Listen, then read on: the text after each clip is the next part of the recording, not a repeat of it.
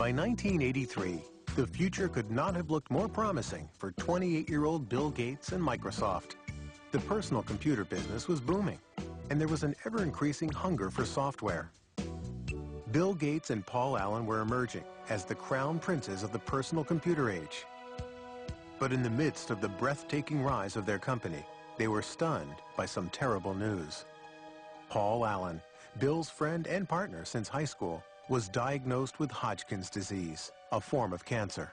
It did give Bill kind of a perspective that he didn't have before. You know, he'd always been very, very hard driving, very demanding, and this may have helped him understand a little bit better in terms of what other people go through. Allen's disease went into remission 1 year later, but he would never again take full part in the day-to-day business of Microsoft. For two men in their early 30s who created a company of global significance and made millions, it was the end of an era. I think history's going to show that their partnership really was an incredible dynamic. I often compare it to the Beatles, Lennon and McCartney. The songs they wrote together are the ones that pretty much we remember and get played over and over again. They were great songwriters individually. We still hear their songs that they wrote on their own. But somehow together they were even greater than the sum of their parts. And Paul and Bill were like that. By 1984, Bill Gates had become the singular face of Microsoft. In April of that year, he was heralded by Time magazine as the quintessential representative of a new breed of businessman. One who understood both nuts and bolts technology and corporate strategy. When you work with Bill, you can see that in almost any meeting you're in or anything you're discussing, Bill instantly puts together a profile of all of the cases. What about this? What about this? What about this? What about this? What about this? He almost builds this checklist of everything that can possibly happen in his head in a very structured way, and then he runs through it. Protect mode file system, the super advanced fat files. Microsoft was often referred to as a math camp, where Gates' demanding management style kept the creative process churning and sometimes set off heated confrontations. The early Gates would challenge just about anything. He'd call things the stupidest idea you'd ever heard. And part of it was to test, to see, well, okay, if you disagree, you've got to convince me that it's not the stupidest idea in the world. A constant challenging of ideas was required to stay on top in an ever-changing industry. Gates surrounded himself with a team that shared his relentless work ethic. Certainly when we are working to release a software product, we are sleepless in Seattle. There's a story about Bill from Miriam Lubau, his assistant. She was new to the company. She came in one morning and she didn't know if she should call police because there was this guy sleeping under a desk. But it turned out to be Bill. The effort was paying off. Microsoft posted more than $140 million in sales in 1985.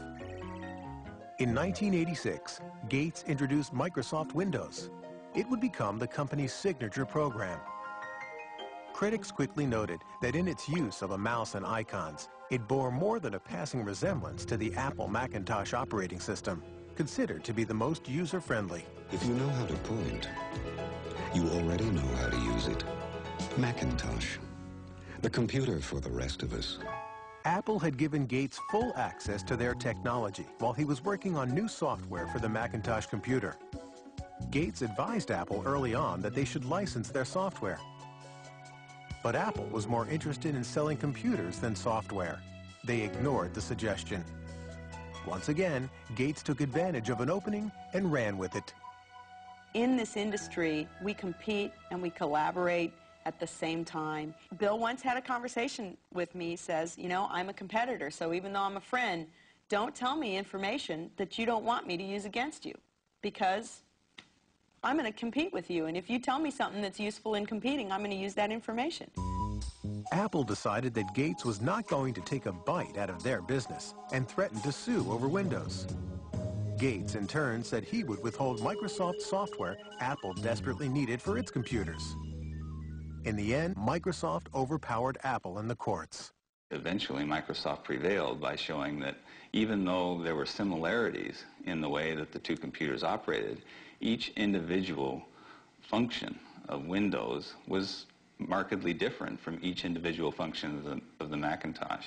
Even though the first version of Windows was far from perfect, it gave Microsoft a new financial and creative base.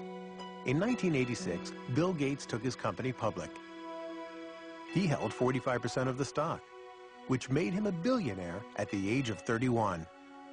Still, Gates never felt secure about the status of his company. He doesn't want to fail. And when you have that kind of a fear, when you're always looking in your rearview mirror to see who might be, creeping up to do in Microsoft on a given day, it just consumes him, and it makes him certainly the most competitive human being in the personal computer industry.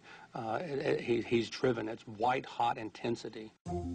Gates was also gaining a reputation for being ruthless, and some powerful forces began to line up against him. Now that PCs had taken off, IBM chose to make a big push with its own operating system to replace DOS, which it licensed from Microsoft. It was called OS/2. We were concerned whether we could weather the storm, so to speak, especially given the fact that this was a big storm. IBM, a very powerful company, a lot of software people, a lot of cash, a lot of resolve to potentially put Microsoft out of the operating system business. Ironically, Microsoft played a role in developing OS/2. But Bill Gates was not about to abandon his own software.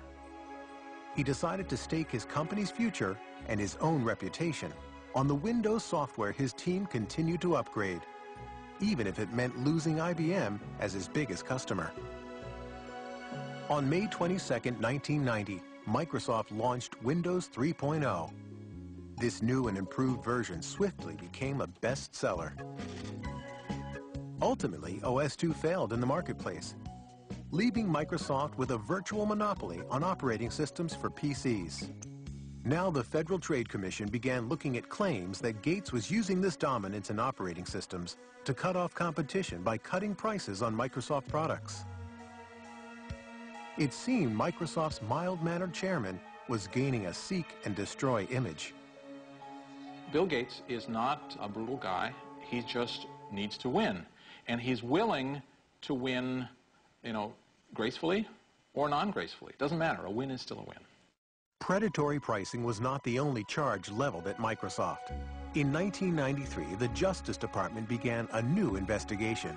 Gates would have to face one of his most formidable opponents, the United States government.